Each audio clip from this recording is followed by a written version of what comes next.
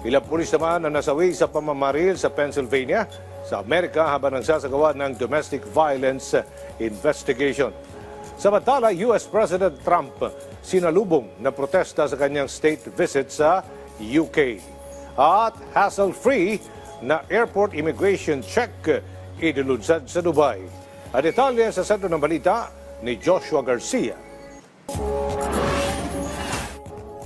3 pulis ang nasawi habang 2 ang malubhang nasugatan sa pamamaril sa Pennsylvania sa Amerika. Ayon sa State Police, nagsasagawa ng investigasyon ng mga biktima nang bigla silang paputukan ng sospek. Napatay rin ang sospek matapos gumanti ng putok ang mga pulis. Sa ngayon, under observation pa rin ang kondisyon ng 2 sugatang opisyal. Mariing kinundina ni Pennsylvania Governor Josh Shapiro ang insidente at tiniyak ang kaligtasan ng lugar. Sa Great Britain, nagsimula na ang ikalawang state visit ni US President Donald Trump. Malugod siyang sinalubong ng royal family sa pangunguna ni King Charles.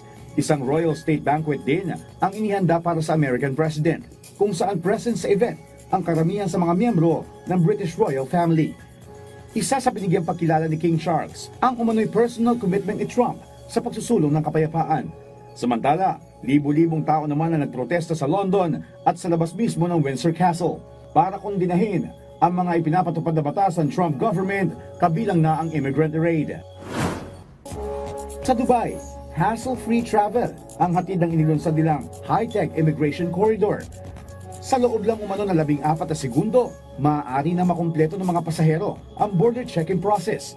Ibig sabihin, skip na sa manual inspection dahil sa biometric at AI system na otomatikong nagve-verify ng kada passenger identity.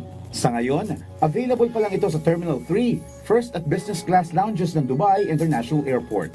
Joshua Garcia, para sa Pambansang TV, sa Bagong Pilipinas.